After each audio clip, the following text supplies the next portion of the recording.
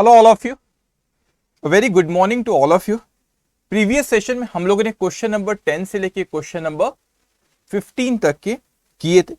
तो previous session में जो कुछ नए एडजस्टमेंट हमने देखे थे कि जैसे कि क्वेश्चन नंबर 10 में गुड्स सेंट टू कंसाइनी रहते, तो हमारा ही गुड्स किसके पास रखा हुआ है? कंसाइनी के पास रखा हुआ है। तो हमारे स्टॉक हमारा ही है, लेकिन हमें क्या फाइंड आउट करना है कि physical stock on the date of fire कितना है। सो हम इसको यहाँ पे क्रेडिट करते थे क्योंकि ये गुड्स हमारे पास से चला गया।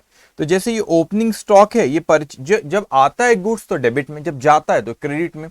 तो ये ओपनिंग स्टॉक रखा हुआ है, ये हमारे पास गुड्स आया तो आपने उसको डेबिट करे। सेल्स होता है तो वहां से गुड्स गया, लेकिन सेल वैल्यू पे रिकॉर्ड करते हैं क्योंकि एक्चुअली सेल हुआ है। लेकिन ये गुड्स किसके पास हमारे पास? कंसाइनी के पास गया है। तो कंसाइनी के पास रखा हुआ तो आपने क्रेडिट करे, और जो बच्चा हुआ था that is physical stock on the date of fire. मैंने होमवर्क भी दिया था। होमवर्क आपको जो दिए गए थे प्रीवियस सेशन में, उसको मैं उम्मीद करता कि आप होमवर्क रेगुलरली कर लो। ओके, रेगुलरली कर लो, और उसमें अगर आपको जो भी डाउट होंगे वो डाउट आपने लिख के रखे होंगे तो आप चैट बॉक्स में पोस्ट कर देना। मैं जब ये सेशन खत्म होने के पहले या ब्रेक के पहले वो मैं डाउट्स देख के उसके जवाब सारे दे दूंगा। ओके, सो इसके बाद फिर हमने जो नया पॉइंट प्रीवियस सेशन में देखे थे, एक कि जो आपने ड्राइंग्स किए थे, ठीक है, ओनर ने जो ड्राइंग्स करे वो ड्राइंग्स यहाँ पे सेल वैल्यू क्वेश्चन में दिखी थी। लेकिन जब भी ओनर लेके जाता है वो सेल वैल्यू पे नहीं लेके जाता, वो किस पे लेके जाएगा? कॉस्ट पे। अपने आप को बेचेगा क्या वो? नहीं। तो किस पे लेके जाएगा? वो किस पे लेकर जाएगा? वो लेकर जाता है किस पे? कॉस्ट पे। तो इसलिए यहाँ पे क्वेश्चन में सेल वैल्यू दी थी, अपन ने ड्राइंग्स को किस पे कन्वर्ट किए थे? कॉस्ट पे। कॉस्ट पे दिया तो फिर कुछ कॉस्ट पे लिखेंगे उसको, लेकिन सेल वैल्यू दी है तो फिर कॉस्ट पे लाना पड़ेगा। उसके बाद आपसे यहां पे कैरेज इनवर्ड, आपने प्रीवियस सेशन में एक आइटम देखी थी, कैरेज इनवर्ड डायरेक्ट एक्सपेंस होता है, वो पीएनएल में ट्रेडिंग में डेबिट होता है। कहां डेबिट? ट्रेडिंग में डेबिट होता है वो। ओके, उसके बाद और क्या आपने नया देखे थे? हाँ, ये एक आपने एक चीज पिछले सेशन में, ये तो डिफॉल्टेड कैश, ये वाला पॉइंट कि हम लोग हमेशा यही मानते हैं कि जो ग्रॉस प्रॉफिट रेशियो रहता है, जो प्रीवियस ईयर में जीपी रेशियो था, वही अपने करंट ईयर में भी वही जीपी रेशियो रहेगा। हम यही मानते हैं unless and until otherwise specified in the question. अगर क्वेश्चन में कुछ और आपको स्पेसिफाई किया तो वो बात अलग है।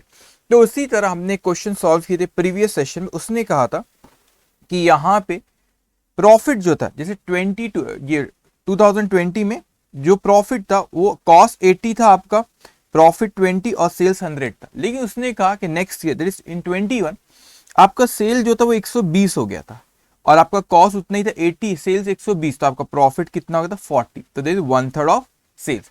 तो ये जीपी रेशियो बदल गया था। लेकिन कब? अगर आपको क्वेश्चन में स्पेसिफाई किया, जब भी हम मानते कि बदला है, अदरवाइज ये मानेंगे कि जो जीपी रेशियो पिछले साल था वही जीपी रेशियो करंट ईयर में था। उसके बाद जो आपने एक नया पॉइंट यहाँ पे ये देखे थे कि एबनॉर्मल आइटम जो रहता है यहाँ पे, एबनॉर्मल आइटम जैसे 11,000 रुपए एबनॉर्मल आइटम था आपका यहाँ पे, लेकिन मार्केट में उसकी वैल्यू कितनी? इसको आपने फुल कॉस्ट पे लेकर आ, 11,000 फुल कॉस्ट पे लिखी। लेकिन इंश्योरेंस कंपनी को मैंने बोला देखो उसकी कॉस्ट 11,000 थी, लेकिन ये आग नहीं भी लगती, तो ये एबनॉर्मल आइटम 5,500 में बिकने वाला था मार्केट में।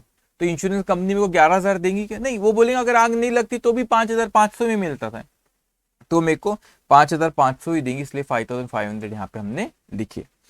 ये एक अपने नया पॉइंट प्रीवियस सेशन में डिस्कस किए थे। और एक सेल्वेज का किए थे कि सेल्वेज जैसे नॉर्मली हम जैसे क्लेम कैलकुलेट करते हैं वैसे ही करेंगे, लेकिन सेल्वेज गुड्स अगर इंश्योरेंस कंपनी ने लेके चलेगी तो वो सेल्वेज गुड्स का फिर जो फाइनल क्लेम आपका जो रहता है, वो क्लेम में आप इस सेल्वेज वैल्यू को ऐड करके total claim receivable from insurance company लिखते। क्यों? क्योंकि सेल्वेज गुड्स भी अगर वो टेक ओवर कर लिए तो वो अमाउंट हम उनसे लेंगे, जो बाहर बेचने से हम उनसे पैसा वो लेंगे।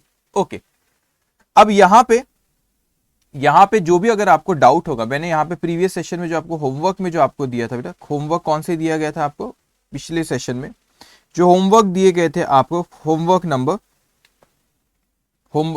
7 दिया था, प्रैक्टिस का क्वेश्चन नंबर 7, 9 और क्वेश्चन नंबर 7, 9 और 11। तो उसमें अगर कुछ डाउट होगा, देखो डाउट क्या हो सकता है, 1 पॉइंट 2 पॉइंट, उसको डाउट बोलते हैं, ठीक है। तो अगर आपको यहाँ पे कुछ डाउट होगा आपको इसमें, क्योंकि मैं वही क्वेश्चन बेटा होमवर्क में दिए जाते हैं आपको कि जो मेरे को पता है कि कर लोगे, जब भी वो होमवर्क में देता हूं। और अगर कुछ अलग पॉइंट उस क्वेश्चन में आता है तो मैं आपको अलग वाला जो पॉइंट है तो वो एक्सप्लेन भी करता हूँ। जैसे क्वेश्चन नंबर 11 में मैंने आपको यहाँ पे एक्सप्लेन किया था, अगर कुछ होमवर्क क्वेश्चन नंबर 11 तो कुछ एक्सप्लेन किया था आपको, परचेज ऑलरेडी इंक्लूड था तो दोबारा ऐड करने की जरूरत यहाँ पे जरूरत नहीं थी। इस तरह के एक्सप्लेन करता हूँ आपको। ओके, तो क्वेश्चन नंबर 7, 9 और 11 होमवर्क दिया था। तो अभी मैं आपके जो चैट बॉक्स है उसको मैं नहीं देखूंगा, क्योंकि अभी मैं एक नया पॉइंट अब एक्सप्लेन कर रहा हूं। लेकिन आपको इसमें जो भी डाउट, एक भी डाउट आपका ऐसा नहीं होगा जो नहीं बोलूंगा, जो भी डाउट होंगे उसको आपने लिख रखिए, जो ब्रेक पे पहले मैं आपको एक्सप्लेन वो पॉइंट कर दूंगा। Okay, don't worry. तो क्वेश्चन नंबर कौन से होमवर्क थे प्रीवियस सेशन में? क्वेश्चन नंबर 7, 9 और 11। इसमें कुछ डाउट रहा तो आप आपने लिख के रखेंगे, नो डाउट सर। ओके, अब एक्सप्लेन होमवर्क नंबर 9 में क्या डाउट था आप वो पूछो, तो वो मैं आपको एक्सप्लेन कर दूंगा, क्योंकि 9 में ऐसा कुछ नया कुछ भी नहीं था, नया पॉइंट कुछ भी नहीं था। बहुत से बच्चों ने होमवर्क करे, मैसेजेस आए थे, ये सारे होमवर्क कर रखे। लेकिन आपको कोई पर्टिकुलर डाउट होगा तो आप बिल्कुल पूछ सकते हो। लेकिन अभी मैं आपका चैट बॉक्स नहीं देख रहा हूँ, क्योंकि अभी कंसेप्ट, अभी नया क्वेश्चन शुरू करने जा रहा हूँ, उस पर मैं डिस्कस करेंगे अपन सारे। और आज नया क्वेश्चन जो आपका, आज जो क्वेश्चन हम लोग सॉल्व करेंगे वो आप लोगों का ये कंसेप्ट आज खत्म हो जाएगा, claim of loss of stock. तो क्वेश्चन नंबर 18 तक है, तो आज 16, 17 और 18 अभी करूंगा, और उसके बाद एक नया जो फिर हमें कंसेप्ट शुरू करना है, that is loss of profit. वो लॉस ऑफ प्रॉफिट हम लोग शुरू करेंगे, और उसका आज कंसेप्ट के बारे में भी काफी कुछ मैं बात करूंगा। So let's come to question number 16। Okay, question number 16। Unfortunate Limited has a godown, a shop and a manufacturing unit. Godown is used to store goods purchased for manufacturing as well as to store finished goods. Goods are transferred from godown every day in the morning to manufacturing unit and shop. अब ये जो मैंने यहाँ पे sentence यहाँ पे discuss किया हूं, ये जो सेंटेंस यहाँ पे लिखा हुआ, इसका मतलब क्या होता है, ध्यान से अब आप समझना इसको। ओके, सो आज हम आ गए डे, कौन सा डे है? Day 5th। ओके,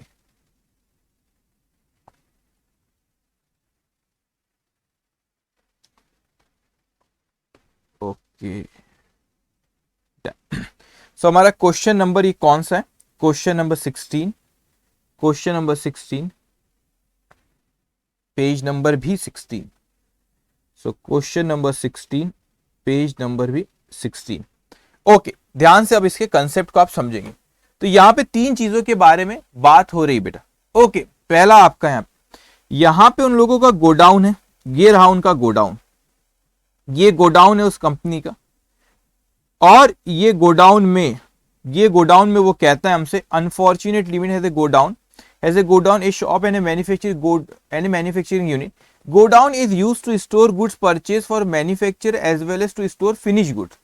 अभी क्या होता है कि कोई भी गुड्स यहाँ पे आप बाहर से कोई भी मैन्युफैक्चरिंग के लिए कोई गुड्स खरीदते हैं ना, रॉ मटेरियल मैन्युफैक्चरिंग, वो भी यहीं पे गोडाउन में स्टोर होता है, और फिनिश गुड्स भी यहीं पे स्टोर होता है।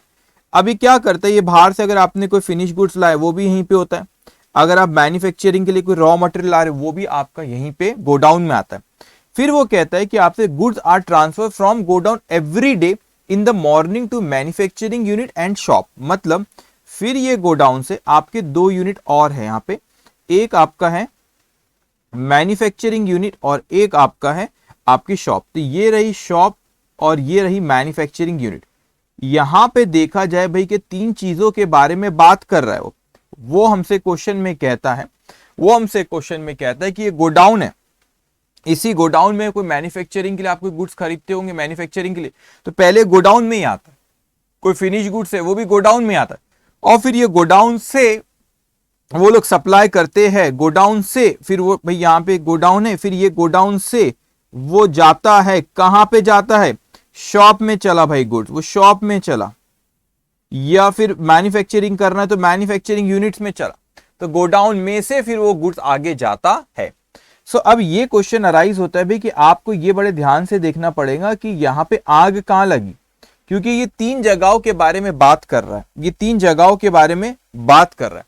एक शॉप के बारे में बात कर रहा है, एक गोडाउन के बारे में बात कर रहा है, और एक मैन्युफैक्चरिंग यूनिट के बारे में बात कर रहा है। तो आगे हमसे क्वेश्चन में कहता है, inventory in godown is insured for ₹20 lakh, that of manufacturing unit 30 lakh, and of the shop ₹5 lakh. ये हमसे कहता है कि इंश्योरेंस निकाले है, यहाँ पे जो पॉलिसी, यहाँ पे जो इंश्योरेंस जो आपने यहाँ का पॉलिसी अमाउंट, गोडाउन का अगर मैं पॉलिसी अमाउंट कहूँ तो यहाँ पे पॉलिसी अमाउंट कितना है, वो कहता है कि 20 लाख रुपए। अच्छा, शॉप का पॉलिसी अमाउंट कितना, शॉप का पॉलिसी अमाउंट कितना, 5 लाख रुपए। और आपका मैन्युफैक्चरिंग यूनिट का पॉलिसी अमाउंट कितना, आपने यहाँ के भी स्टॉक का पॉलिसी अमाउंट निकाले 30 लाख रुपए। कितना, 30 लाख रुपए। तो इस तरीके से हर जगह का आपने गोडाउन का, मैन्युफैक्चरिंग यूनिट का और शॉप का क्या करे, पॉलिसी निकाल रखी हो। अब आगे कहता है हमसे कि as on 31 December 2070 inventory in godown at cost ₹26 lakh, inventory in manufacturing unit at cost ₹12 lakh and inventory shop at cost was ₹5 lakh. अब तीनों जगह ये इन्वेंट्री थी, ये कब की बात करें, 31 दिसंबर 2017। और आपको यहाँ पे आग कब लगी, यहाँ पे आग लगी हुई यहाँ पे 20 अप्रैल को लगी होंगी। तो जनवरी, फरवरी, मार्च, अप्रैल के नीचे डिटेल दी। तो ये पिछले साल का है, पिछले साल का है क्लोजिंग स्टॉक, तो इस साल का ओपनिंग स्टॉक, मतलब उसने हमें गोडाउन का ओपनिंग स्टॉक दिया, गोडाउन का ओपनिंग स्टॉक दिया 26 लाख। ओके, उसी तरह 26 लाख सॉरी, शॉप का उसने ओपनिंग स्टॉक दिया, शॉप का ओपनिंग स्टॉक दिया, वो उसने हमको दिया 5 लाख। और आपको मैन्युफैक्चरिंग यूनिट का ओपनिंग स्टॉक दिया, वो उसने हमको दिया 12 लाख रुपए। तो उसने हमको हर जगह का ओपनिंग स्टॉक भी दे रखा है। लेकिन एक बात बताओ, फिर उसने information following transaction took place during the period, मतलब अप्रैल 2018, फरवरी 2018, मार्च 2018 और अप्रैल में 28 अप्रैल को आग लगेगी। लेकिन ये सारी चीजें मैं पढ़ता हूँ, ये जो टेबल दिया वो मैं पढ़ता हूँ, लेकिन मेरे लिए बड़ा इंपॉर्टेंट है कि मैं ये समझूं कि भाई साहब तीनों जगह आग लगी के, यहाँ पे 3 सेपरेट यूनिट है, 3 अलग अलग जगह है, तो आग कहाँ लगी। तो ये टेबल तो मैं पढ़ता हूँ यहाँ पे, लेकिन मैं पहले ये देखता हूँ। Fire occurred in the shop in the midnight of 27-28 of April 2018 and the entire stock was engulfed in fire. Goods, ये goods होंगे यहाँ पे, goods costing ₹40,000 could be salvaged intact and the balance were recovered in a damaged condition. Expenses of firefighting or salvage operation amounted to ₹20,000. Goods recovered in damaged condition could be sold at 40% of cost. The insurance policy had average clause. Compute the claim to be lodged with insurance company. वो सब अपन समझ, salvage value, फिर उसकी क्या recoverable amount कितना, सब सारी चीजें उसने दिया। लेकिन आग कहाँ लगी, सर आग दुकान में लगी, बस बात खत्म ना। शॉप में आग लगी, तो ये जो कहानी उसने हमको यहाँ पे गोडाउन, ये मैन्युफैक्चरिंग यूनिट, ये मेरे लिए कोई रेलेवेंस नहीं लगता। मेरे को ये देखना है कि भाई आग कहाँ लगी, आग शॉप में लगी है। अच्छा, यहां आग लगी, यस यहां आग लगी है, तो अपने को मैन्युफैक्चरिंग यूनिट और गोडाउन से कोई मतलब नहीं। तो सर उसने इंफॉर्मेशन क्यों दिया, आपको कंफ्यूज करने, आपको कंफ्यूज करने उस इंफॉर्मेशन गोडाउन की और मैन्युफैक्चरिंग यूनिट की दिया है। तो लग रहा बड़ा डिफिकल्ट है कुछ भी नहीं, वो शॉप के बारे में उसने बात हमसे करा है। फिर क्वेश्चन में हमसे वो कहता है, यहां पे टेबल पे उसने कहा कि परचेज, जब आप खुद सोचना, थोड़ा दिमाग लगाना। अभी मैं मेमोरेंडम ट्रेडिंग अकाउंट बनाऊंगा to find out stock on the date of fire, लेकिन आपने खुद दिमाग लगाना। ये परचेज कौन कर रहा है, ये परचेज क्या शॉप परचेज कर रही है क्या, परचेज तो भाई साहब गोडाउन कर रहा है ना, गोडाउन में गुड्स आ रहा है, तो परचेज करा हुआ गुड्स यहाँ पे आया ही नहीं, वो तो ट्रांसफर कर रहा है, तो ट्रांसफर हो रहा है गोडाउन से शॉप, वो आएगा। परचेज तो गोडाउन, परचेज जो गुड्स कर रहे हो कहां पे आ रहा है, गोडाउन में, तो ये मेरे लिए कोई रेलेवेंस नहीं रखता है, क्योंकि ये गुड्स गोडाउन में, आग गोडाउन में नहीं लगी, आग शॉप में लगी। तो शॉप में कौन सा गुड्स आ गया वो देखो। अब रिटर्न टू सप्लायर, सप्लायर को रिटर्न करे, तो किसने रिटर्न किया होगा, गोडाउन में आ रहा है तो गोडाउन से रिटर्न हुआ ना वो। तो आपका रिटर्न टू सप्लायर भी मेरे लिए रेलेवेंस नहीं रखता। मैं रिटर्न करूंगा तो मैं गोडाउन में करूंगा। तब देखो यहाँ पे स्टॉक ट्रांसफर टू शॉप, ये मेरे लिए रेलेवेंस है बेटा। Stock transfer to shop, shop में स्टॉक ट्रांसफर किए, ये कहां से ट्रांसफर हो रहा है शॉप में गुड्स, ये ट्रांसफर हो रहा है गुड्स यहाँ पे गोडाउन से शॉप में, तो it's like a purchase for me. Okay, return from shop, ये भी रेलेवेंस है, शॉप से रिटर्न कर, ये वर्डिंग तो दिखना, transfer to shop, return from shop, दुकान में आया और गया गुड्स है ये, तो ये हमारे लिए रेलेवेंस है। शॉप की बात करना है, बाकी हमको कोई मतलब नहीं। फिर सेल्स इन शॉप, तो यहां पर उसने अपने को बताया ना कि कहां पे शॉप में सेल हुआ, यहां पे तो उसने ग्रॉस प्रॉफिट दिया है, कुछ गुड्स 10% पे, कुछ गुड्स कितना 12% पे, ठीक है भाई। तो पहले तो मैं मेमोरेंडम स्टॉक अकाउंट बनाता हूं to find out the stock on the date of fire. लेकिन ये मेमोरेंडम स्टॉक अकाउंट किसका बनाएंगे? Memorandum stock account, memorandum stock account सिर्फ हमको किसका बनाना पड़ेगा? शॉप का बनाना पड़ेगा, क्योंकि आग कहां लगी? शॉप में। हमको गोडाउन और मैन्युफैक्चरिंग यूनिट से कोई लेना देना नहीं है। सो आप लोग आप लोग यहाँ पे क्वेश्चन नंबर, ये तो हमने डिस्कशन किए यहाँ पे, हमारे लिए ये डिस्कशन हो गया यहाँ पे। ओके, आज हमारा stock claim of loss of stock वाले क्वेश्चन आज हमारे खत्म हो जाएंगे, और नेक्स्ट ये चैप्टर का नेक्स्ट पार्ट है वो उससे छोटा है थोड़ा, तो वो हमारा शुरू हो जाएगा यहाँ पे claim of loss of profit. तो मोस्ट प्रोबेबली इस आज के बाद और 2 दिन लगेंगे इसमें, मतलब 3 दिन में चैप्टर खत्म हो जाएगा, चैप्टर नंबर 1। फिर टेस्ट पेपर आपसे शेयर करने वाला हूं, तो एकदम रोज का रोज पढ़ने की अपनी आदत होना। ओके, ये तो समझाने ऊपर लिखा। अब उसके बाद आप यहाँ पे शुरू होता है क्वेश्चन, यहाँ पे आप लिखेंगे मेमोरेंडम ट्रेडिंग अकाउंट,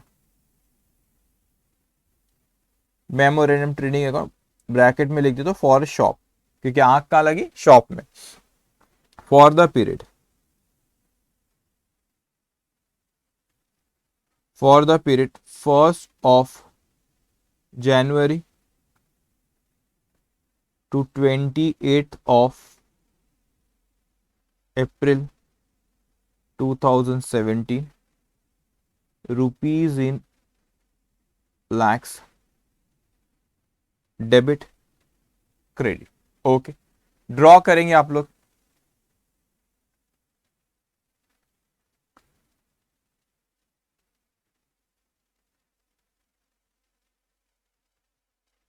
इसको ज्यादा नहीं, 5-6 लाइन का सिर्फ ड्रॉ करेंगे।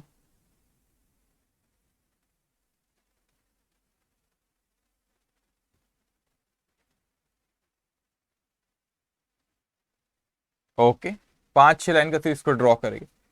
ध्यान से, आपको क्या शॉप का क्वेश्चन में आपको शॉप का ओपनिंग स्टॉक दिया हुआ है? यस, क्वेश्चन में शॉप का ओपनिंग स्टॉक दिया था जो कि ये 5 लाख रुपए, और पॉलिसी अमाउंट भी 5 लाख है। ठीक है, तो आपका ओपनिंग स्टॉक कितना दिया क्वेश्चन? 5 लाख रुपए। तो आप यहां पे लिखेंगे टू ओपनिंग स्टॉक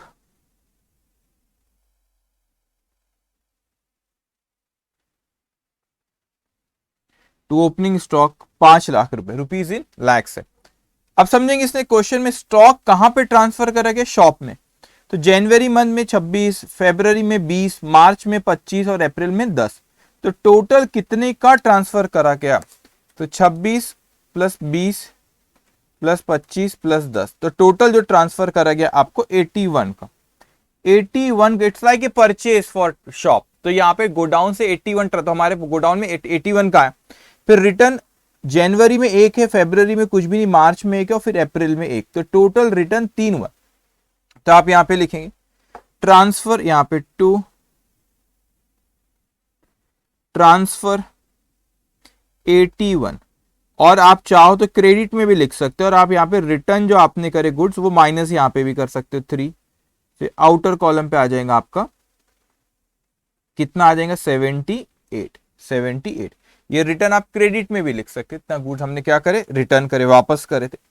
अब वो कहता है अपने को कि सेल्स कितना हुआ आपका? सेल्स यहाँ पे थोड़ा सा ध्यान रखेंगे, तो सेल्स 2 है आपका, एक 10% वाला, एक 12%। तो ये आपका 10%, 10 और 12 22, 22 और 8 30, 30 और 4 34। तो ये वाला जो सेल्स हुआ आपका 34 का, और ये 18 प्लस 12 30 प्लस 15 45 प्लस 5 50, और ये सेल्स हुआ 50 का। तो दोनों ये मिला के हमारा 84 का सेल्स हुआ है। कितने का सेल्स हुआ? 84 का। तो यहां पर आप लिखेंगे आप by sales 34 plus 50, total sales आपका हुआ 84। अब यहां पे ग्रॉस प्रॉफिट लिखेंगे, इसका ग्रॉस प्रॉफिट जो ये 34 वाला सेल्स है, जो 34 वाला सेल्स है उस पे ग्रॉस प्रॉफिट क्वेश्चन में कितना बोला है? 10%। और जो ये 50 वाला इस पे ग्रॉस प्रॉफिट कितना? 12%। तो 34 वाले पे 10% और 50 वाले पे 12%।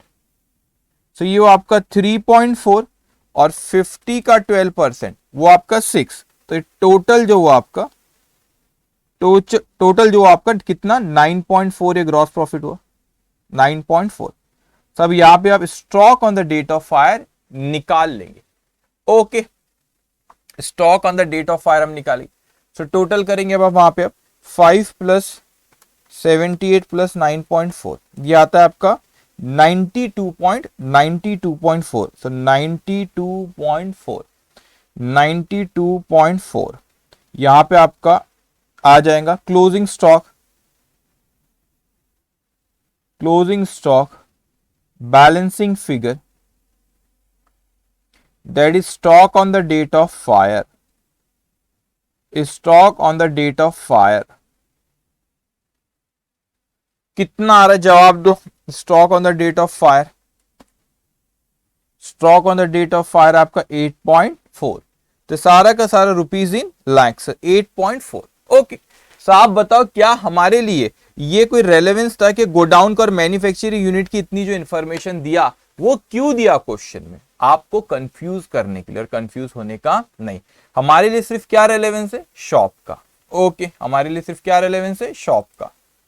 ओके, अब उसके बाद हमने stock on the date of fire निकाल लिए। उसके बाद बच्चों आप लिखोगे स्टेटमेंट ऑफ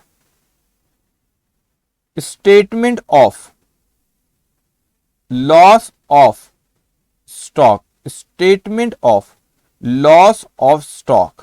ओके, तो यहां पे हमने कैलकुलेट अभी जो कर stock on the date of fire, stock on the date of fire कितना अमाउंट आया? ये रुपीज इन लैक्स है। ये कितना आया? 8.4। अब थोड़ा इंटरेस्टिंग पॉइंट आ रहा है, जरा ध्यान से सुनना, नया पॉइंट आप सीखने जा रहे हो।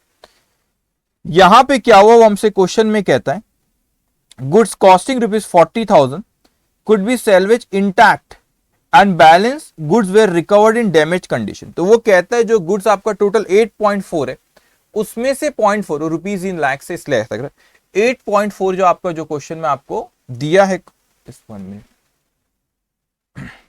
ओके, सो 8.4 जो आपको क्वेश्चन में दिया है, आप अभी जो हमने 8.4 stock on the date of fire जो निकाले उसमें से ये जो 40,000 हमको यहाँ पे कह रहा है, उसमें से जो ये 40,000 का यहाँ पे हमारा गुड्स कॉस्टिंग रुपीज जो 40,000 रुपीज यहाँ पे दे रहे, कुड बी सैल्वेज इंटैक्ट मतलब एज इट। तो यहाँ पे भाई ये तो बराबर हुआ, तो ये गुड्स 8,40,000 में से 40,000 का गुड बच गया, तो उसको हटा दो, तो बचा कितना? 8 लाख का।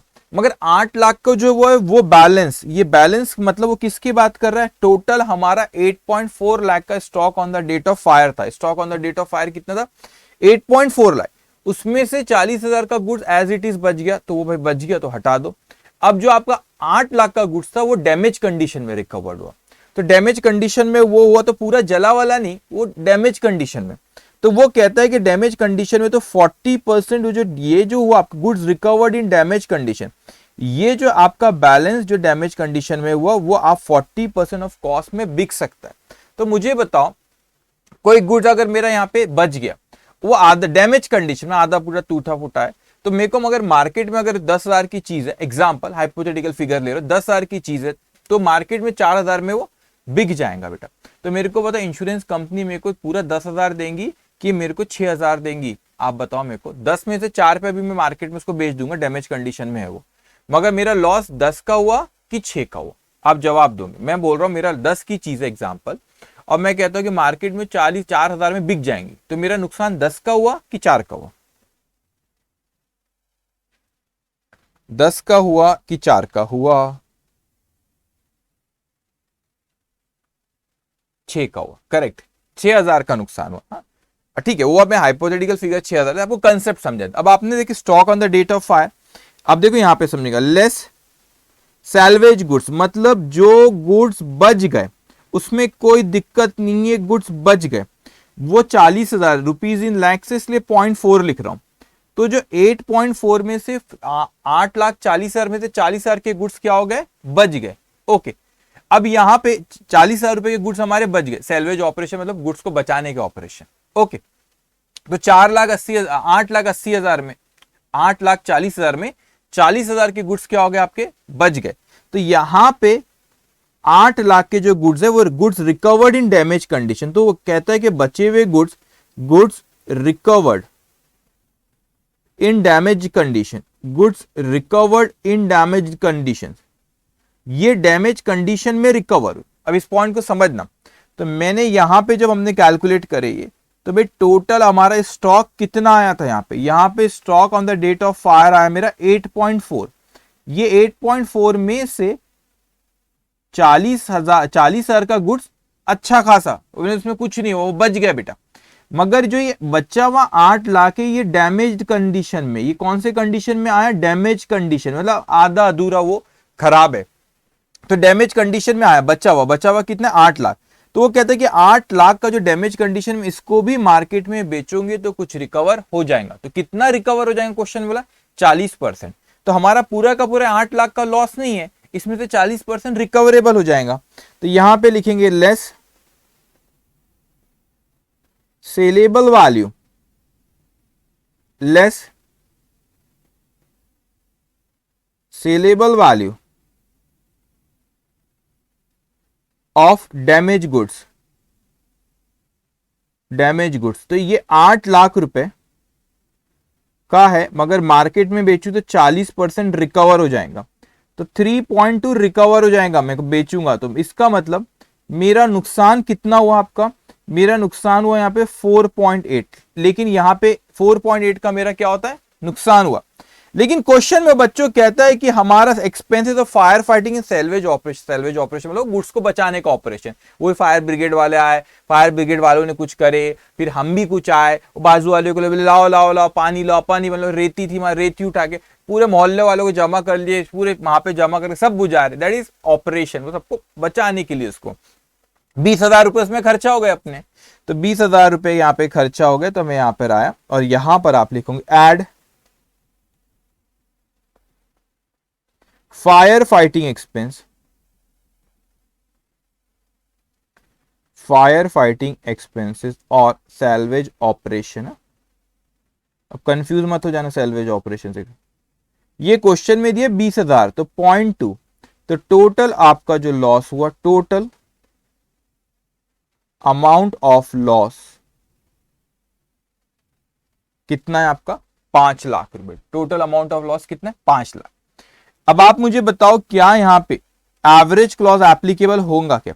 भाई मैंने कहा यहां पे stock on the date of fire, यहां पे मैंने कहा stock on the date of fire था मेरा 8.4, और पॉलिसी अमाउंट जो है वो क्वेश्चन में हमको दी हुई, कितने की दी हुई पॉलिसी अमाउंट आपको, आई थिंक इसकी शॉप के यहां ऊपर लिखा था मैंने, कितनी है, 5 लाख रुपए।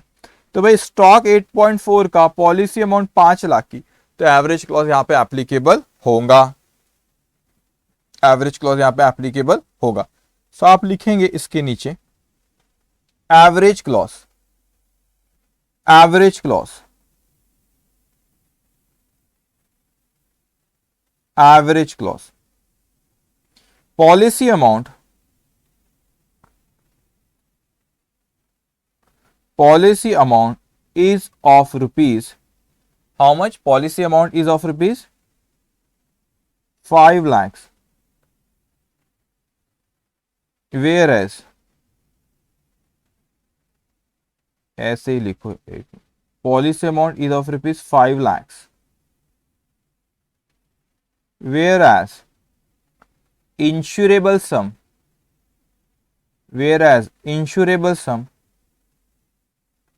that is stock on the date of fire, that is stock on the date of fire is rupees 8.4 lakhs. That means it is a case of under insurance.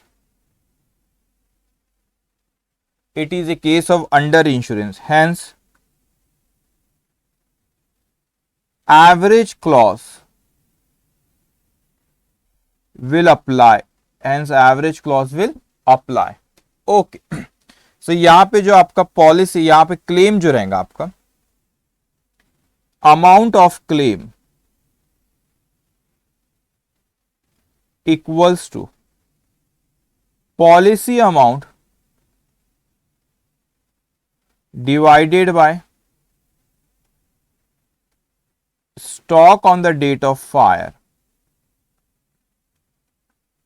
Stock on the date of fire multiply by loss of stock.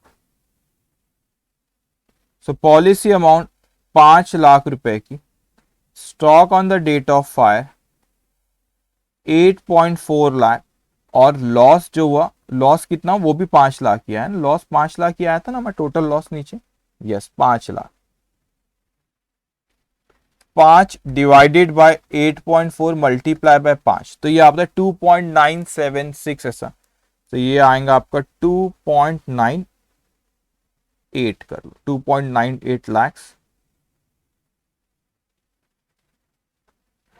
Okay 2.97619, जिस वैसे भी लिख सकते बेटा 2.976, यहाँ पे in rupees in lakhs लिए इसलिए मैंने वैसा लिखा हूं यहाँ पे, अदरवाइज वैसा भी एक स्टूडेंट ने जवाब जो दिया है यास्मीन का है 297, वैसा भी लिख सकते हो पूरा फुल फिगर भी, ओके।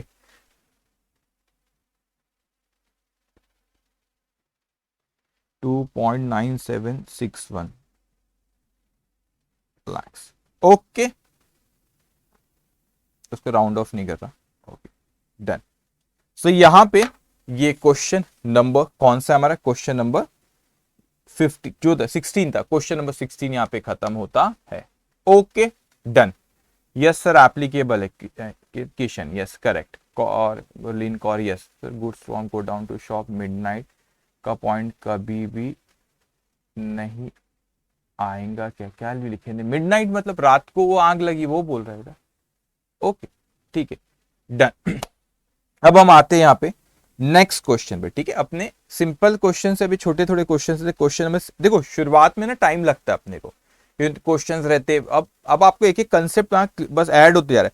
और यहाँ पे जो आपका क्वेश्चन नंबर 17 जो अभी मैं कराने जा रहा हूँ आपको, ये आरटीपी मई 2019 का क्वेश्चन, ऐसा क्वेश्चन इंस्टीट्यूट के मटेरियल में नहीं है, एग्जामिनेशन में भी नहीं आया, लेकिन यहाँ पे उसमें वैसे तो सिलेबस में स्टॉक, क्लेम ऑफ स्टॉक और क्लेम ऑफ प्रॉफिट ही है बेटा, ओके क्लेम ऑफ स्टॉक और क्लेम ऑफ प्रॉफिट ही था, लेकिन आपको उसमें फिनिश गुड्स के, आपका नॉट फिनिश गुड्स, आपका फिक्स एसेट के बारे में भी कुछ क्वेश्चन नंबर 17 में कहा है, तो वो अपन लोग कर लेंगे, करके हर चीज जाना है।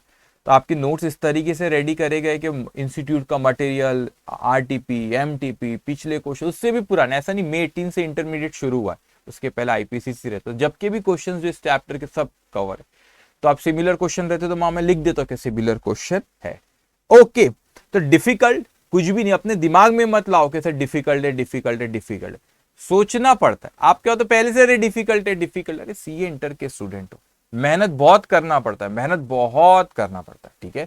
और डिफिकल्ट कुछ भी नहीं, सोचो डिफिकल्ट तो सब डिफिकल्ट, अगर सोचो नहीं और चीजों को अच्छे से समझो। अकाउंटिंग में ग्रिप कैसा आता है, सोचने पे आता है।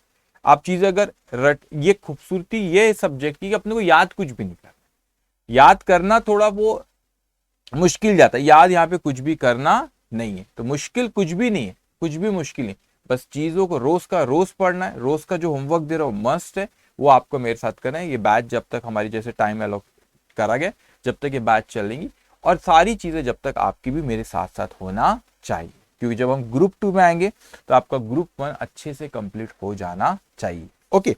Now come to question number 17।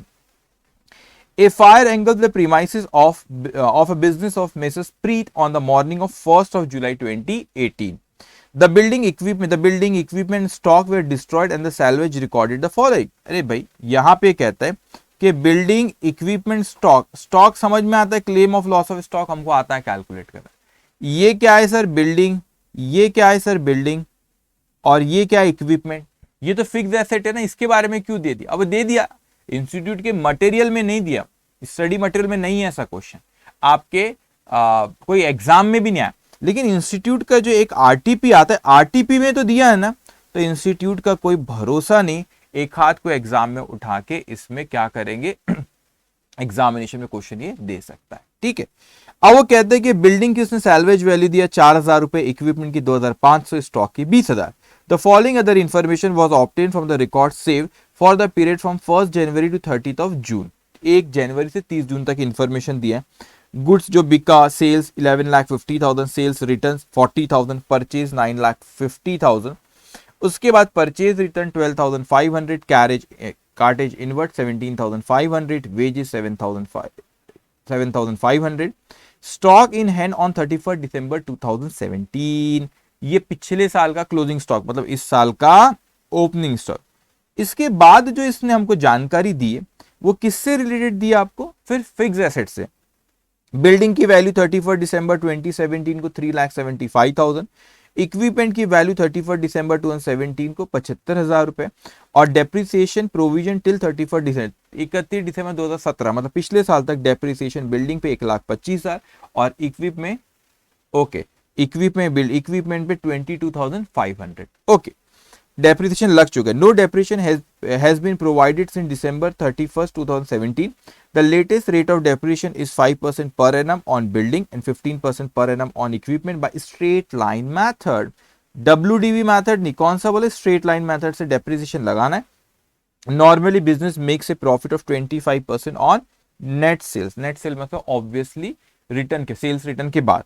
You are required to prepare the statement of claim for submission to insurance company. अब यहाँ पे 3 चीज आ गई. अगर हमको claim of loss of stock बोलो तो 2 मिनट में कर लेंगे अपन. वहां पे मेमोरेंडम ट्रेडिंग की सारी इंफॉर्मेशन दी, लिखेंगे. जीपी रेशियो दी, जीपी ग्रॉस प्रॉफिट उसने बोला 25% वो लगाएंगे. Stock on the date of fire आ जाएगा. उसका सेल्वेज दिया, सेल्वेज माइनस करके अपन क्लेम क्या एवरेज. और यहाँ पे पॉलिसी अमाउंट ये सब नहीं दिया, तो एवरेज क्लॉज ये सब का यहाँ पे कैलकुलेशन हमारा क्वेश्चन में नहीं आएगा. एवरेज क्लॉज का क्यों, क्योंकि यहाँ पे क्वेश्चन में दिया ही नहीं उसने हमने को पॉलिसी अमाउंट में.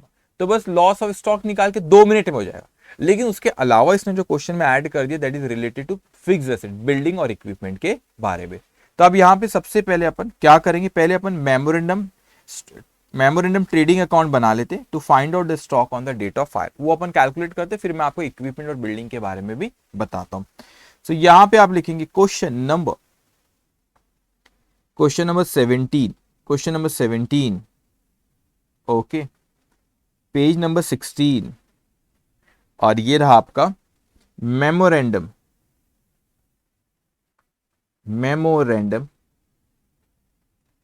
Trading account for the period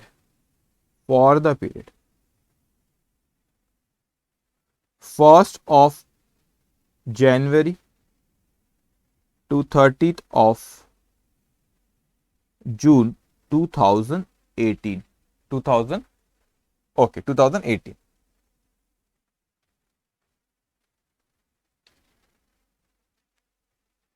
इसको ड्रॉ करेंगे आप. ओके, 7-8 लाइन का ड्रॉ कर लेंगे इसको.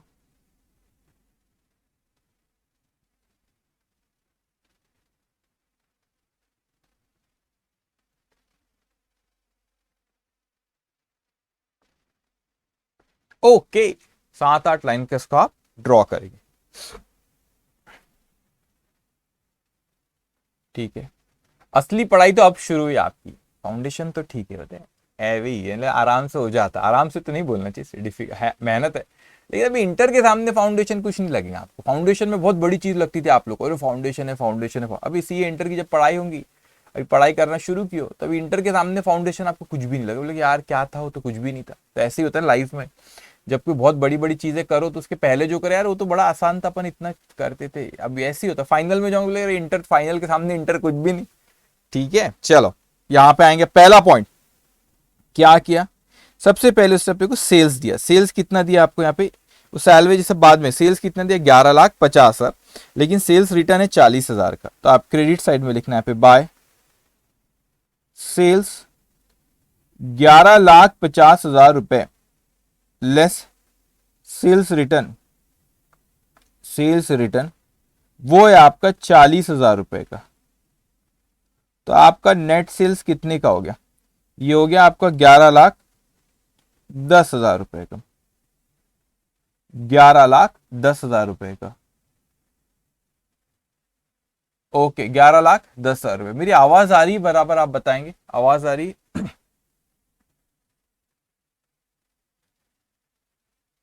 ओके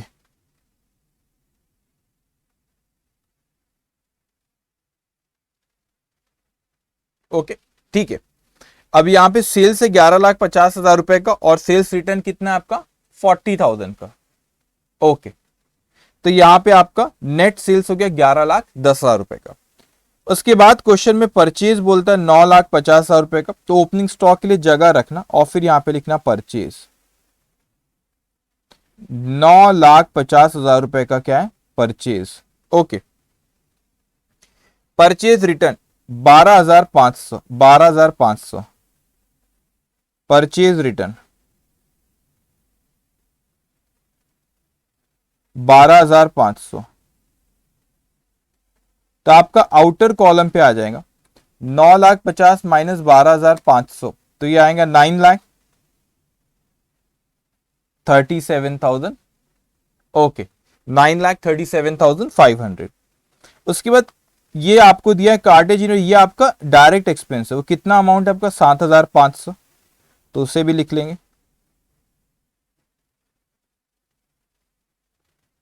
7,500। उसके बाद आपको दिया हुआ है वेजेस, वेजेस कितने, वेजेस भी नहीं ये नहीं कार्टेज है 17,500, सॉरी 17,500, वेजेस है आपका 7,500। Okay to wages 7,500। फिर आपको स्टॉक दिया है, पिछले साल का स्टॉक 1,50,000, तो इस साल का opening stock, so to opening stock 1,50,000 का क्या है आपका ओपनिंग स्टॉक। अब यहां पे आप लिख लेंगे ग्रॉस प्रॉफिट। ग्रॉस प्रॉफिट 11,10,000 रुपए का सेल्स है, उसका कितना परसेंट है आपका ग्रॉस प्रॉफिट जो आपका 25%, तो इसका 25%, तो 11,10,000 का 25% वो आता है 2,77,500। तो ये आपका total 1,50,000 plus 9,37,500 plus 17,500 plus 7,500 plus 2,77,500, तो यार आपका 13,90,000, 13,90,000 माइनस 11,10,000, तो यार आपका 2,80,000। This stock on the date of fire, so by closing stock balancing figure stock on the date of fire, stock on the date of fire 2,80,000। अब ध्यान से, बड़ा क्वेश्चन सिंपल है, 2,80,000 पॉलिसी अमाउंट तो कुछ है नहीं। अब इसका सैलवेज अगर मैं बोलूं यहाँ पे सैलवेज कितना दिया है इसका स्टॉक का 20,000, तो 280 में से 20 हटाओ सैलवेज, तो लॉस ऑफ स्टॉक आ जाता है आपका 2,60,000 रुपए। ठीक है वही, अब ऐसा आपका यहाँ पॉलिसी अमाउंट दी नहीं तो 2,60,000 अपन क्लेम बोल देंगे। तो मैं ऐसे एक टेबल बनाता हूँ यहाँ पे जिसमें तीनों कवर कर ले, मतलब स्टॉक का भी टेबल में आ जाएगा, बिल्डिंग और इक्विपमेंट तीनों आ जाएगा। तो इसके नीचे आप यहां पे देना heading calculation, calculation of claim, calculation of claim. तो यहां पे इस तरह आप ड्रॉ करेंगे, कितने लाइन का मैं बताता हूं, दो बेटा कितने लाइन का, इसको 6-7 लाइन का ड्रॉ कर लेना। पहला आइटम, दूसरा कॉस्ट भी, तीसरा कॉलम जो रहेगा ना वो थोड़ा सा बड़ा रखना आपने, डेप्रिसिएशन, फिर यहां पे ये दो। सो पहला आपका आइटम ए पॉइंट लिख देता हूं, cost B point, depreciation C point. अब आप बोलेंगे सर ये क्या है डेप्रिसिएशन, अरे मैंने बोला रुको तो बताता हूं, इसमें फिक्स एसेट भी है ना, इसलिए अब बताता हूं क्या, आप लिखो पहले claim, so claim will be E point, E equals to B minus C minus D. Okay अब इसको पहले लिख लो फिर बात करते अपन। ओके ऐसा कोई है जिसने आज होमवर्क नहीं किया, सर बोलेंगे थोड़ी ना होमवर्क नहीं किया, तो अपने आप से पूछो बेटा आपने होमवर्क करे नहीं करे, अगर नहीं करे तो गलत, आप अपने आप को धोखा दे रहे हो, अपने आप को धोखा दे रहे हो। क्यों? क्योंकि होमवर्क आपको बराबर करना है, कि अपने आप से ईमानदार रहना। अभी सी इंटर के स्टूडेंट, अपन को फाउंडेशन के स्टूडेंट, 11-12 के बच्चे तो है नहीं, अपने आप को सिर्फ धोखा नहीं देना, रोज का रोज होमवर्क आपको करना रहेगा। देखो वो खुशी क्या मिलेंगी जब आप लोग फर्स्ट अटेम्प्ट में पास होंगे, अच्छे नंबरों से आप रैंक लेके आओगे, अकाउंट में 90 पर, वो खुशी अलग रहेगी। तो मेहनत आपको बहुत करना है, ठीक है। बस जैसा मैं बता रहा हूं बस वैसा आपको पढ़ना रहेगा। ओके, अब इसके बाद सबसे पहले अपन स्टॉक के बारे में बात कर लेते हैं। स्टॉक के बारे में अगर मैं बात करूं तो उसकी stock on the date of fire अपन ने अभी कैलकुलेट करे 2,80,000 रुपए। Stock on the date of fire कितना कैलकुलेट करे? 2,80,000 रुपए। स्टॉक पे कोई डेप्रिसिएशन नहीं था। इसकी सैलवेज क्वेश्चन में दी हुई है 20,000 रुपए। तो आप मेरे को बताओ, लॉस ऑफ स्टॉक वही क्लेम रहेगा अपना, क्योंकि यहाँ पे पॉलिसी अमाउंट कुछ दी हुई नहीं है। तो जब उसकी कॉस्ट थी 2,80,000 रुपए stock on the date of fire, salvage 20,000, तो फिर बचा कितना आपका? बचा आपका 2,60,000 रुपए। यही क्लेम हो, this is loss of stock and claim as well, क्योंकि पॉलिसी अमाउंट क्वेश्चन में दिया हुआ नहीं है। ओके, उसके बाद जो एक आइटम आपको दिया हुआ है बिल्डिंग। अभी बिल्डिंग के कैलकुलेशन को अच्छे से समझना, ये आपके लिए नया है। बिल्डिंग, तो बिल्डिंग की अगर मैं बात करूं तो बिल्डिंग की कॉस्ट हमको यहां पे, बिल्डिंग की कॉस्ट आपको 3,75,000 बिल्डिंग की कॉस्ट। ये कब की वैल्यू? उसकी वैल्यू, ये वैल्यू आपकी 31 दिसंबर 2017 को बुक्स में लिखी थी। लेकिन ये कहता है कि आपने डेप्रिसिएशन प्रोविजन अकाउंट बनाए। तो डेप्रिसिएशन प्रोविजन मतलब जब भी ये बिल्डिंग पे डेप्रिसिएशन चार्ज करते तो हम बिल्डिंग अकाउंट को क्रेडिट नहीं करते, हम डेप्रिसिएशन प्रोविजन अकाउंट को क्रेडिट करते हैं। मतलब ये बिल्डिंग पे 31 दिसंबर 2017 तक कितना डेप्रिसिएशन लग गया था? 1,25,000। तो ये ओरिजिनल कॉस्ट पर ही है, और ये इसका डेप्रिसिएशन अभी तक के का है, क्योंकि डेप्रिसिएशन प्रोविजन अकाउंट है। इसका मतलब आपने एसेट अकाउंट को क्रेडिट नहीं करे, आपने डेप्रिसिएशन प्रोविजन अकाउंट बनाए। तो अभी तक के 3,75,000 में, अभी तक मतलब 31 दिसंबर तक। लेकिन आपको यहाँ पे क्लेम कब का मांग रहा है भाई? क्लेम कब का मांग रहा है? ये तारीख याद रखना। ये क्लेम कब का है? ये क्लेम है आपका 30 जून का है। 30 जून के बारे में बात कर रहा हूं, 30 जून के बारे में बात करें तो मैं अगर कहता हूं कि बिल्डिंग में यहां पे उसकी कॉस्ट होंगी 3,75,000, उस पे अभी तक डेप्रिसिएशन लगा 1,25,000। लेकिन अभी तक, सॉरी आई मीन टू से 31 दिसंबर तक 1,25,000, 31 दिसंबर 2017। मैं कब का निकाल रहा हूं? 30 जून 2018।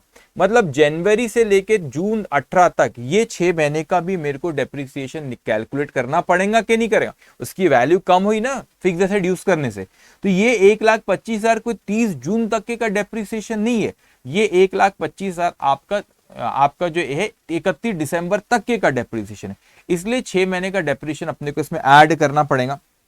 अभी डेप्रिसिएशन जब मैं यहाँ पे कैलकुलेशन कर रहा हूं तो भाई इसने एसएलएम बेसिस पे बोला, तो ओरिजिनल कॉस्ट कितने परसेंट? 5% बोला है बिल्डिंग पे। तो ओरिजिनल कॉस्ट इसकी 3,75,000 है। इसका 5% 6 महीने के लिए, इसका 5% 6 में 3,75,000, 5% 6 महीने के लिए, तो ये आता है 9,375। ये 9,375 डेप्रिसिएशन आपने ओरिजिनल कॉस्ट पे, इस पे लगाया अपन ने, ओरिजिनल कॉस्ट इस पे लगाए। अगर WDV बोल देता तो आप क्या करते थे? 3,75,000 माइनस 1,25,000 करते, तो 2,50,000 रुपए आपका WDV रहते, उस पे लगाते 5% 6 महीने का। लेकिन यहाँ पे ओरिजिनल कॉस्ट पे क्यों लगाए? क्योंकि एसएलएम बोला, इसीलिए। तो आपका टोटल डेप्रिसिएशन आपका 31 दिसंबर तक टोटल लगा होता, और ये 6 महीने का 9,375, तो ये होता है आपका 1,34,375। और इसकी कोई सैलवेज दी हुई है क्वेश्चन में? हाँ, सैलवेज दी हुई। और बिल्डिंग की सैलवेज जो दी हुई है क्वेश्चन में, वो कितनी दी हुई है आपको? बिल्डिंग की सैलवेज दी है 4,000 रुपए। अब पता नहीं कौन सी बिल्डिंग थी, ठीक है, एनीवेज 4,000 रुपए की बिल्डिंग की सैलवेज। तो आप मेरे को बताओ उसकी वैल्यू कितनी? मैंने कहा 3,75,000 की ओरिजिनल कॉस्ट थी, 30 जून तक के डेप्रिसिएशन हमने चार्ज करे 1,34,375, तो उसकी बुक वैल्यू हो गई थी 2,40,625, और 4,000 रुपए का बच गई, तो बचा, तो फिर आपका लॉस कितना हो गया? 2,36,625, ये लॉस हो गया आपका। तो मैंने क्या करा? ओरिजिनल कॉस्ट में से जितना डेप्रिसिएशन अभी तक के चार्ज करे उतना मैंने वहां पे लिखा, और उसके बाद आपने उसके बाद आपने जो उसके सैलवेज जो 4,000 थी वो भी माइनस करे, तो देखो यहाँ क्वेश्चन में ऊपर लिख रखा हूँ ये B minus C minus D, तो वो आपका क्लेम का अमाउंट आ रहा है। पॉलिसी अमाउंट इसमें कुछ दी भी नहीं। अब बिल्डिंग के बाद इक्विपमेंट, इक्विपमेंट की ओरिजिनल कॉस्ट कितनी दी हुई है, इक्विपमेंट की ओरिजिनल कॉस्ट कितनी दी हुई है, करेक्ट आंसर दे रहे हो। इक्विपमेंट की ओरिजिनल कॉस्ट हमको यहाँ पे दी हुई है 75,000 और उस पर अभी तक के का डेप्रीसिएशन कितना लगा हुआ है हमारा 22,500 रुपए अभी तक के, मतलब सॉरी 31 दिसंबर तक। हम 30 जून की बात करें, 30 जून 2018 की, तो 6 महीने का डेप्रीसिएशन लगाना पड़ेगा। तो इक्विपमेंट की कॉस्ट थी 75,000 रुपए, 31 दिसंबर 2017 तक डेप्रीसिएशन लगा 22,500 और अभी 6 महीने का डेप्रीसिएशन 75,000 पे, इस पे रेट ऑफ डेप्रीसिएशन 15% बोला 6 महीने का। तो कैलकुलेट करोगे 75,000 पे 15% 6 महीने के लिए, तो आ रहा है वो आपका, एक सेकेंड, वो आ रहा है आपका 5625 प्लस 22,500 तो 28,125। अब मेरे को बताओ इसका कोई सैलवेज है क्या, देखते सही जवाब दिए क्या गणेश ने। ओके देखते बेटा, अब यहां पे 28,125, अब यहां पे देखिए 28,125, यहां पर आप अगर देखो तो इसका सैलवेज कितना दिया हुआ है 2,500 रुपए, तो यहां पे सैलवेज 2,500, तो बताओ जिसकी कॉस्ट थी 75,000 हमने 28,125 उस पर अभी तक डेप्रिसिएशन लगा दिए और यहाँ पे 2,500 उसकी सैलवेज बचा हुआ, तो नुकसान कितना हुआ आपका 44,375, नुकसान कितना हुआ 44,375। तो आप यहाँ पे देखो कि अब आपका टोटल तीनों का मिला के कितना आ रहा है 2,60,000 प्लस 236,625 प्लस 44,375, तो ये आता है 5,41,000। ओके, ये 1,05,625 कौन सी फिगर बोल रहे हो भाई। ओके ठीक है, तो 5,41,000। सर ऐसा क्वेश्चन, ये आपका क्वेश्चन खत्म। ऐसा क्वेश्चन आपको आरटीपी में दिया हुआ है, आरटीपी में आया, कब की आरटीपी, मई 2019 की, लेकिन ऐसा क्वेश्चन एग्जामिनेशन में आया है। टोटल क्लेम सही है, टोटल क्लेम आपका 5,41,000। ओके, अब लास्ट क्वेश्चन हमारा claim of loss of stock का, उसके बाद हमारा ये लॉस ऑफ स्टॉक वाले वेराइटी ऑफ क्वेश्चन हमने कर ली, कंसेप्ट सबके बारे में बात करें, ठीक है। तो हमारा claim of loss of stock क्या होगा उसके बाद खत्म होगा। ओके, सो यहां पे अब नेक्स्ट क्वेश्चन पे हम आते, क्वेश्चन नंबर, नेक्स्ट क्वेश्चन पे हम आते, क्वेश्चन नंबर 18,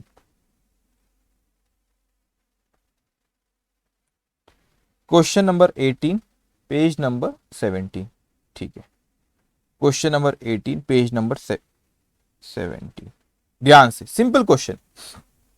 एक कंपनी, ओके ओके, अब यहां पे देखेंगे एक company lodge a claim to insurance company for ₹5 lakh. Company ने क्या करी कि आपको यहाँ पे 5 लाख रुपए का कोई क्लेम इंश्योरेंस कंपनी से लॉन्च करी। सपोज कोई नुकसान हो गया तो अपन ने कैलकुलेट करे और इंश्योरेंस कंपनी से क्लेम मांगे 5 लाख रुपए, लेकिन ये जरूरी नहीं होता हमने इंश्योरेंस कंपनी से जितना क्लेम मांगे वो पूरा का पूरा क्लेम हमको दे दे। फिर उनके भी सर्वेयर रहते, वो भी वैल्यूएशन करते, उसके बाद फिर एक अमाउंट जो तय होती है वो हमको देते क्लेम। तो हमने तो क्लेम 5 लाख रुपए मांग लिए थे, तो ये हमारा क्या हुआ, ये हमने लॉन्च कर, इतना क्लेम होना हमको 5 लाख, तो हमने क्लेम कर, उसकी एंट्री पास कैसे करेंगे मैं सिखाता हूं। सितंबर 2006 में, उसके बाद the claim was settled in February 2007 for ₹3,50,000। लेकिन फरवरी 2007 में वो कंपनी ने हमको कितने का क्लेम दी, 3,50,000 रुपए का। तो मांगे हमने थे 5 लाख रुपए, 5 लाख रुपए क्या करे थे हम लोगों ने, मांगे थे, लेकिन उन लोगों ने हमको दिए कितने, 3,50,000 रुपए। तो जरूरी नहीं जितना मांगे उतना दे देंगे, तो वो उनका भी वैल्यू आता है, वो भी फिर कैलकुलेट करता, फिर एक अमाउंट तय गई 3,50,000। तो 3,50,000 हमको सेटलमेंट 3,50,000 पे हुआ। तो how will you record the shortfall in claim settlement in the books of the company. Okay, अब यहाँ पे ये 5 मिनट लगेंगे बस क्वेश्चन को। तो बुक्स कंपनी ने कितने में रिकॉर्ड करी इसको, यहाँ पे वो पूछ रहा है कि किस तरीके से इसके रिकॉर्ड करेगा। तो बड़ा सिंपल है, सबसे पहले अपन यहाँ पे मैं इसको लिखा देता हूं। सबसे पहले आपका eight the time of journal entries पूछा है, आपको कैसे रिकॉर्ड करेंगे journal entries. Journal entries. Okay, तो यहां पे eight the time of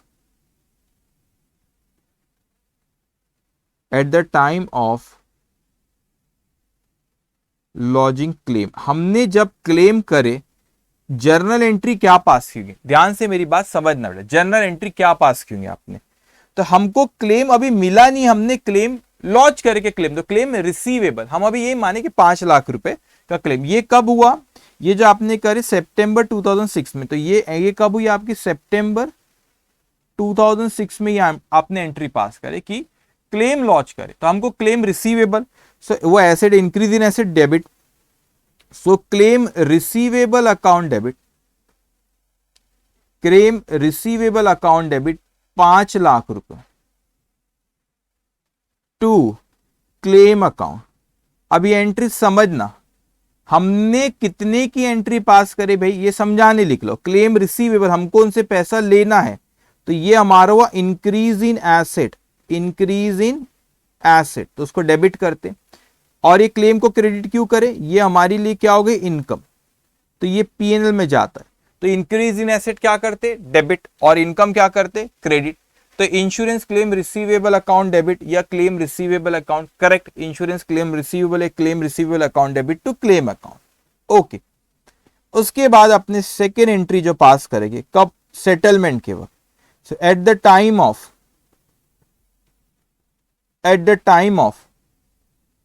settlement, at the time of settlement, ये सेटलमेंट कब हुआ, उसी साल, वो कह रहे फेब्रुअरी 2000, मतलब फाइनेंशियल ईयर से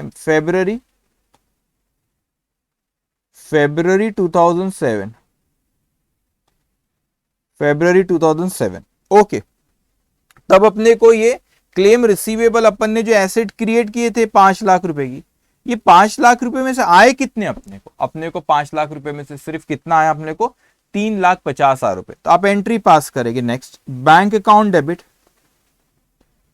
बैंक अकाउंट डेबिट 3,50,000 रुपए to claim receivable, insurance claim receivable. अभी मैं रीजन बताऊं तो ऐसी एंट्री क्यों पास हुई, क्लेम रिसीवेबल अकाउंट 3,50,000 रुपए, ये आपका जो हुआ इंक्रीज इन एसेट, पैसा आया ना इंक्रीज इन एसेट, तो आपने डेबिट करे, ये इंक्रीज इन एसेट आपने क्या किया, डेबिट, और टू क्लेम रिसीवेबल तो ये डिक्रीज इन एसेट, जो आपने ऊपर क्रिएट किए थे एसेट, आपने जो ऊपर एसेट क्रिएट किए थे क्लेम रिसीवेबल वो आया, तो आपकी एसेट कम हुई, डिक्रीज इन एसेट। लेकिन दिक्कत ये कि ऊपर हमने क्लेम करे थे 5 लाख रुपए का, और वो 5 लाख रुपए में से क्या 5 लाख रुपए पूरे आए क्या, नहीं सर 5 लाख रुपए पूरे नहीं आए, तो जब 5 लाख रुपए पूरे नहीं आए, 3.5 लाख रुपए में सेटलमेंट हुआ, तो आप मेरे को बताओ, यहाँ पे आप मेरे को बताओ, वो 1.5 लाख रुपए का अभी भी क्लेम रिसीवेबल अकाउंट में बैलेंस आ रहा है, बस आखिरी एंट्री खत्म, ये क्वेश्चन 1,50,000 रुपए का बैलेंस आ रहा है।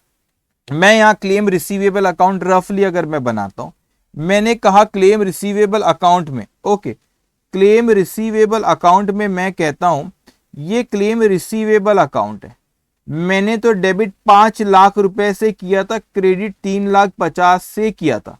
अब आप मेरे को बताओ, ये 1,50,000 रुपए का बैलेंस आ गया, क्या करा जाएगा 1,50,000 रुपए का, आप जवाब दो मेरे को, इस 1,50,000 रुपए को क्या करा जाएगा, बताओ यहाँ पे 1,50,000 रुपए को क्या करा जाएगा, इतना ही मिलेगा ना, आपने बोले मेरे को, आपसे मैंने बोला कि 5 लाख लेना, आपने 3.5 में सेटल कर दी, अब क्या करूं मैं, 5 लाख रुपए मुझे आपसे लेना है, आपने 3.5 में सेटल कर दी, तो आप मेरे को बताओ क्या करा जाएगा, लॉस, करेक्ट करेक्ट करेक्ट,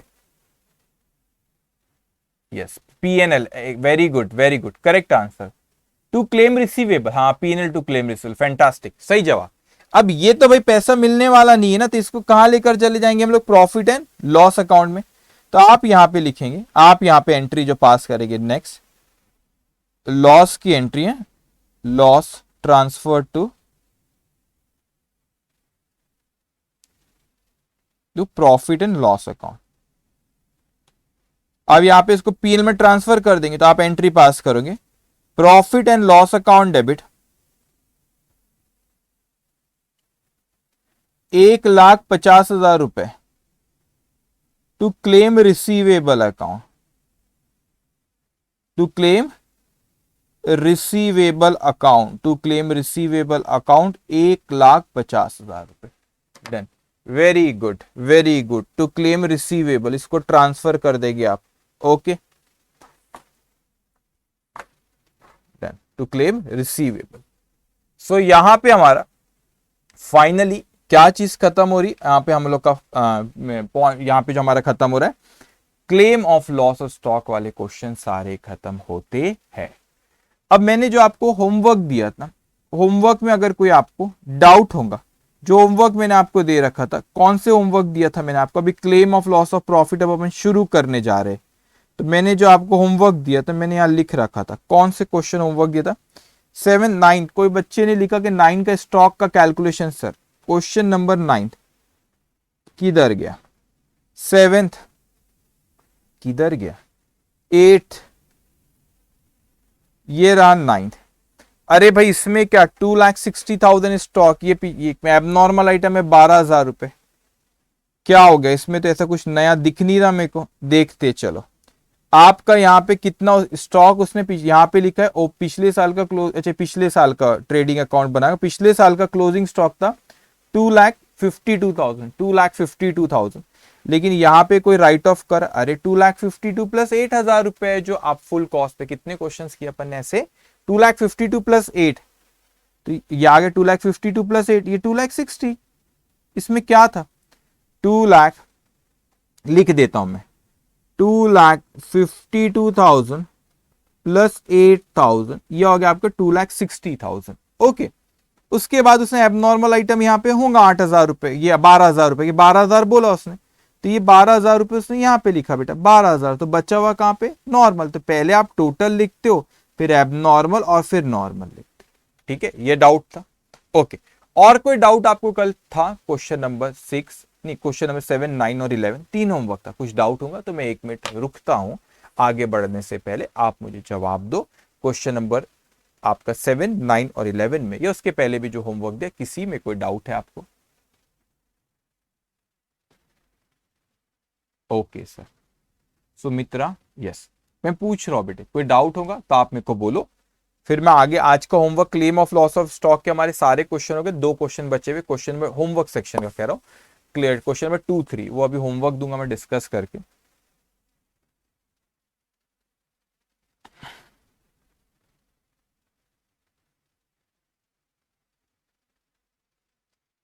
नहीं, कोई जवाब नहीं, अच्छा, तो ओके सर, कोई डाउट है तो आप बोलो, नहीं, ठीक है, तो मैं आपको इसमें जो 2 आपके होमवर्क बचे हुए हैं, question number 2 and question number 3, तो मैं वो एक बार यहां पे डिस्कस कर लेता हूं, फिर हमारा claim of loss of stock यहां पे खत्म होता है।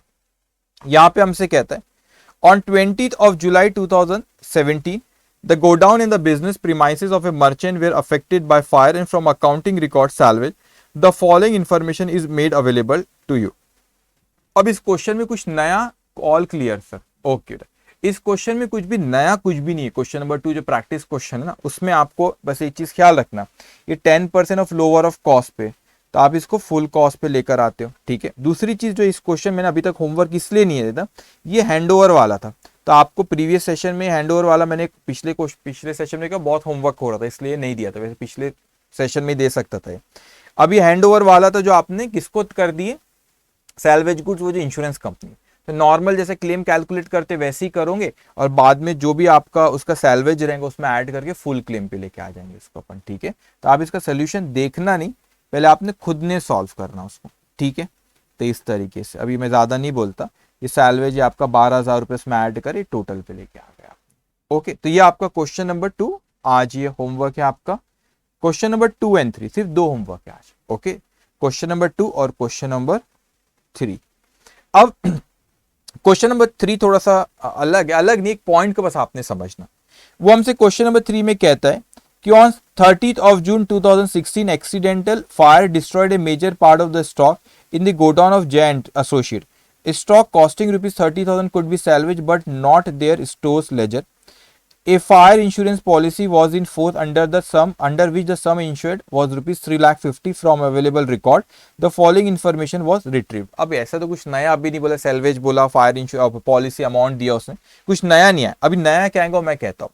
फिर कहते हैं total of the sales invoices during the period April to June. अब वो जून में 30 जून में आग लगी, साल शुरू हुआ अप्रैल में जून का उसने सेल्स आपको बोला टोटल हुआ 28,20,000 रुपए का, ये 28,20,000 का सेल्स हुआ। अब यहाँ पे कहते हैं an analysis shows that the goods of the value of rupees 1 lakh had been return. अभी 28,20,000 में से सेल्स रिटर्न हुआ 1 लाख का, तो नेट सेल हुआ 27,20,000 रुपए by the customer before the date of the fire. तो इसने यहाँ पे इसने अपने से कहा कि 28,20,000 में से 1 लाख रुपए का क्या हुआ रिटर्न।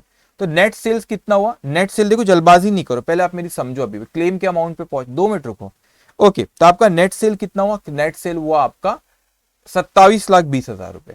फिर अब ये नया पॉइंट, ओपनिंग स्टॉक ऑन 1/4/2016, मतलब इस साल के शुरुआत में जो ओपनिंग स्टॉक हमारा था वॉज रुपीज 2,20,000। तो ओपनिंग स्टॉक 2,20,000 था, including stock of value of rupees 20,000 being lower of cost and net realisable value subsequently realise. अभी क्या कहता है कि वो ओपनिंग स्टॉक में टोटल तो 2,20,000 रुपए का था, लेकिन उसमें कहता है कि जो कॉस्ट और एनआरवी पे ऐसा वैल्यूशन वो इन अदर वर्ड्स वो आपको कह रहा है कि एबनॉर्मल आइटम आपका 20,000 रुपए था। अब मैं इसका यहाँ पे सोल्यूशन अगर देखूं, थोड़ा सा यही पॉइंट कह रहा हूं बस, 2,20,000 रुपए का आपका स्टॉक है ओपनिंग स्टॉक, उसमें से 20,000 एबनॉर्मल है, वो क्योंकि कह रहा है कि कॉस्ट और एनआरवी पे वैल्यूएशन कर रहे हो उसका, इसलिए लोअर पे, इसलिए एबनॉर्मल आइटम है। तो 2,20,000 में से एबनॉर्मल 20 है, तो ये नॉर्मल कितना हुआ 2 लाख रुपए। अब मेरी बात बहुत ध्यान से सुनना बेटा यहाँ पे। अब क्या हुआ कि आपका ये 28,20,000 रुपए का टोटल सेल्स हुआ, उसमें से आपका 1 लाख रुपए का रिटर्न हुआ, तो आप लोगों का नेट सेल्स, ये नेट सेल्स कितना हो गया 27,20,000 रुपए। अब ये जो आपने वैल्यूएशन करे थे 20,000 रुपए पे, इसको मैं फुल, इसको ये बोलता है कॉस्ट और NRV which ever is lower पे हुआ। अब मैं इसकी ओरिजिनल कॉस्ट ला भी नहीं सकता, मेरे को क्वेश्चन में दिया नहीं है, लेकिन ये जिस पे भी हुआ कॉस्ट और NRV which ever is lower पे हुआ, तो ये कॉस्ट से कम पे होता है, एबनॉर्मल आइटम है। अब क्या हो रहा है यहाँ पे कि यहाँ पे जो सेल्स हुआ, अब इसके बारे में इसने बोला भी आपको क्वेश्चन में कि सब्सिक्वेंटली रियलाइज, मतलब आपने उसको आगे चल के बेच दिए। अब आपने लिखे ही उसको एनआरवी पे, मतलब जितने में वो मार्केट में बिकेंगी।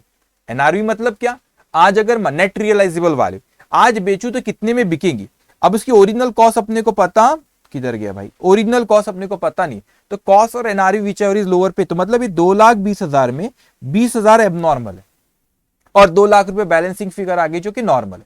लेकिन मतलब सब्सिक्वेंटली रियलाइज, तो आपने बेचे भी उसको, रियलाइज भी उतने पे होंगे ना जो उसके एनआरवी है, तो वो 20,000 पे ही बिका। मतलब 20,000 यहां लिखे, 20,000 आपने यहां लिखे, तो 27,20,000 में से 20,000 आपका एबनॉर्मल का सेल, तो नॉर्मल का कितना 27 लाख। बस ये इस क्वेश्चन में एक नया पॉइंट है। तो सब्सिक्वेंटली रियलाइज मतलब आपने उसको क्या करे, बेच दिया। रियलाइज होना मतलब बिक गया, पैसे आ जाना, तो इसलिए आपने रियलाइज हुआ। तो आपने बोले कि ओपनिंग स्टॉक में वो नॉर्मल इस पे नहीं लिखा हो कितना 20,000, तो 20,000 मैंने ओपनिंग स्टॉक में एबनॉर्मल एंड सब्सिक्वेंटली रियलाइज्ड, तो रियलाइज कितने में नहीं बोला, हम इतने में मानेंगे जो 20,000 है, 20,000 में क्या हो गया वो रियलाइज्ड हो गया। तो ये एक नया पॉइंट है आपका, इसके अलावा क्वेश्चन में कुछ भी नया नहीं है। तो ये एबनॉर्मल आइटम का यहाँ पे कोई भी क्लोजिंग स्टॉक नहीं है, क्योंकि सब्सिक्वेंटली रियलाइज मतलब वो पूरा का पूरा बाके बिक गया। तो आपका एबनॉर्मल आइटम का कोई भी यहाँ पे क्लोजिंग स्टॉक नहीं है। तो यहां पे आज जो आपका होमवर्क है क्वेश्चन नंबर 2 और क्वेश्चन नंबर 3 आपका आज होमवर्क होता है। ओके, क्वेश्चन नंबर 2 और क्वेश्चन नंबर 3 आज का आपका होमवर्क है। ओके, एक चीज तो अभी मैं नया कंसेप्ट शुरू करने जा रहा हूं, that is claim of loss of profit. तो ये आपको क्वेश्चन नंबर 2 और 3 आपको करके आना रहेगा, कल फिर मैं आपसे डिस्कस करूंगा कोई इसमें और डाउट आएगा। ठीक है, अब हम लोग नया कंसेप्ट शुरू करने जा रहे हैं, claim of loss of profit. ध्यान से आप मेरी बात सुनेंगे बेटा। एक और चीज थोड़ा सा ना ये आज, या तो फिर एक काम करता हूं, आई नो बहुत जल्दी मैं आपको आज दे रहा हूं, लेकिन आज ब्रेक आपको मैं बहुत जल्दी दे रहा हूं, क्योंकि एक नया कंसेप्ट शुरू करें तो इसको एक फ्लो में बोलूंगा मैं, फ्लो तोड़ूंगा नहीं उसको, एक फ्लो में पूरा एक कंसेप्ट मेरे को एक्सप्लेन करना रहेगा। तो आज थोड़ा सा अपन, थोड़ा नहीं काफी जल्दी मैं आपको ब्रेक दे रहा हूँ, तो अपन 15 मिनट का ब्रेक लेते और उसके बाद फिर अपन लोग शुरू करेंगे, फिर अपन नया concept claim of loss of profit में शुरू करता हूं। ओके, सो ये सेशन है। Thank you, loss of stock understood really well, thank you so much Srishti Ganesh, thank you so much बेटा। Okay so done. सो यहाँ पे ओके, यहाँ पे ये session okay sir, okay okay Kishan, ठीक है बेटा। तो एक नया अपन नया पूरा एक नया ही कंसेप्ट शुरू करने जा रहे हैं, तो इसलिए मैं यहाँ पे थोड़ा सा ब्रेक देता हूँ और फिर हम लोग ब्रेक के बाद नया जो कंसेप्ट है वो हम लोग शुरू करते हैं। Okay, so take care.